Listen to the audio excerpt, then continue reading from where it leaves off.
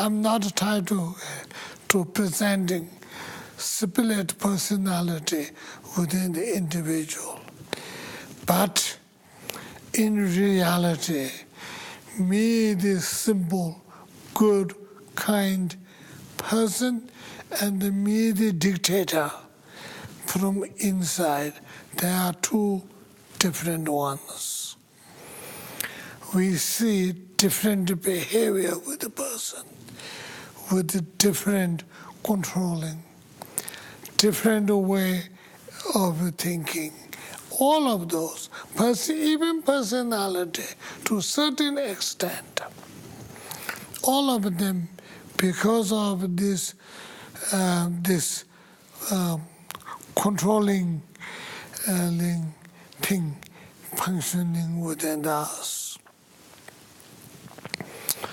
So seeing this, even hearing about it, seeing this, and understanding it, pointing it out, catching it, and beating it up, and once for all that I come up on top of my impersonator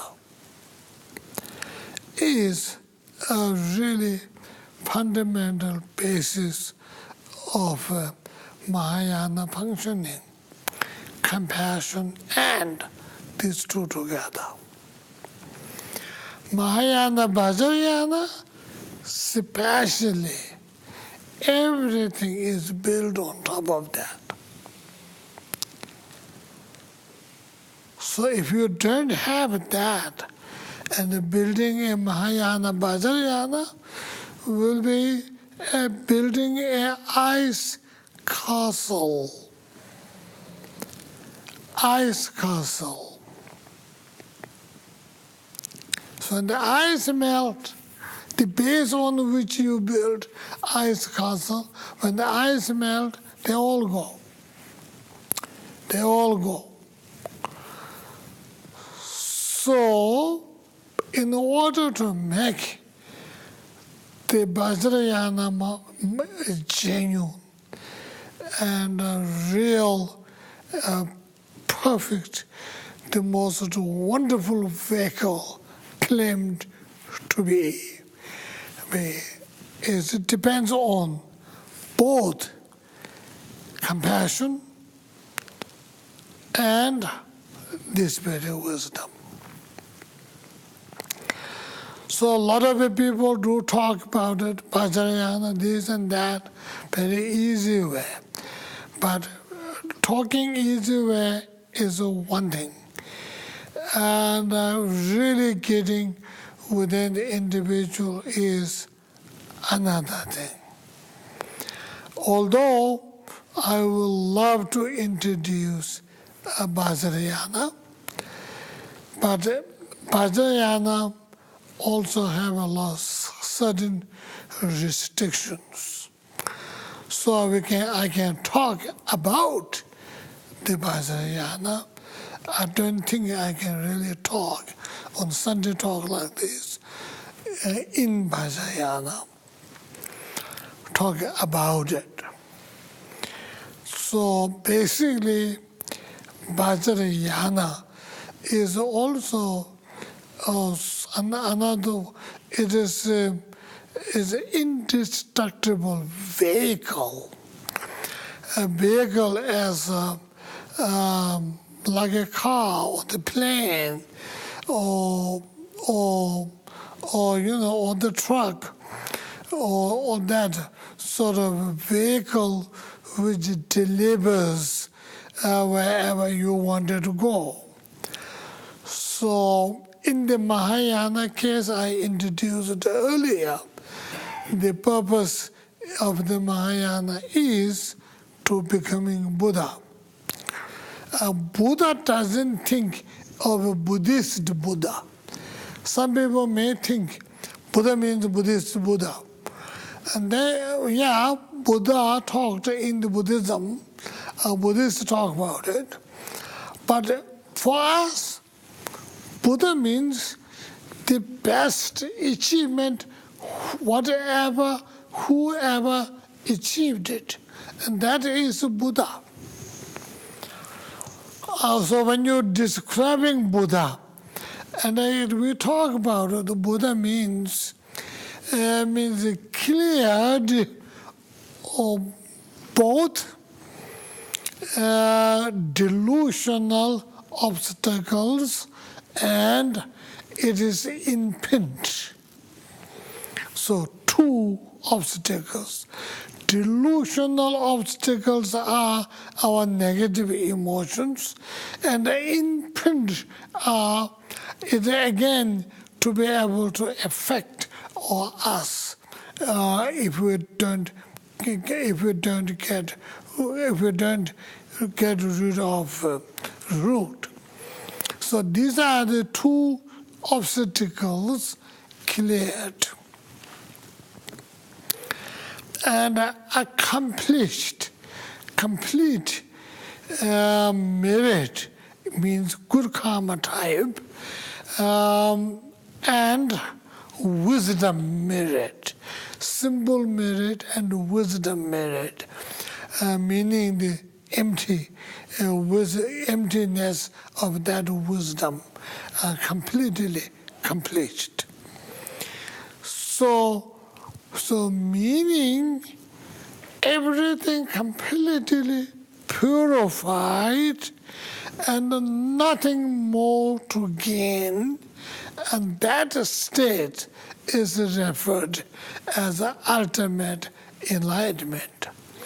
It doesn't have to be a Buddhist. It doesn't belong to the only Buddhist. It is a common value of all mankind. Such a state was obtained. Example like Shakyamuni, the Buddha, the historical Buddha. So in the Buddhist world, it is referred as Buddha. But the situation really is the ultimate gain.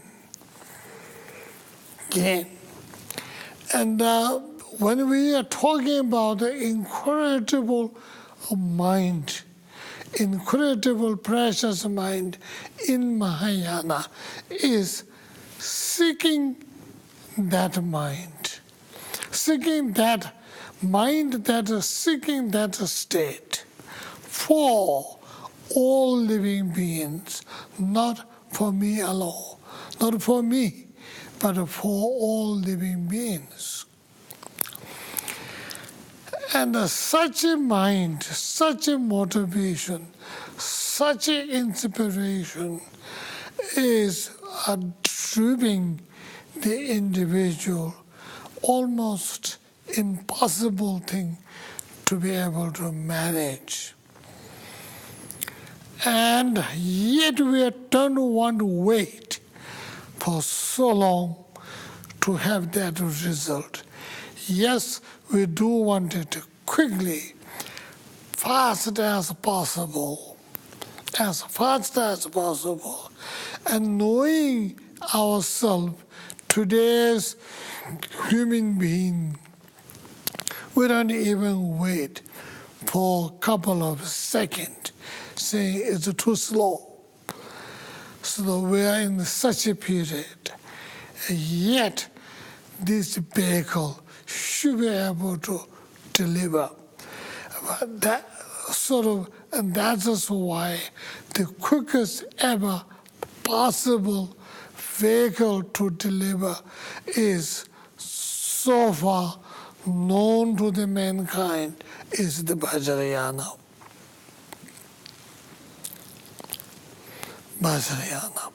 It is a part of a Mahayana, but it is indestructible vehicle, and it is based on the complete experience of Buddha who introduced this, as well as thereafter millions of spiritual great masters in all traditions. In all traditions.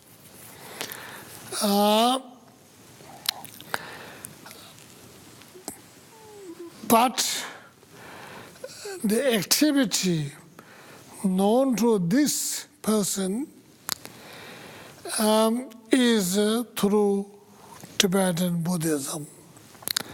Although the Vajrayana, there are a lot of Hindu tantras, and they're all Vajrayana.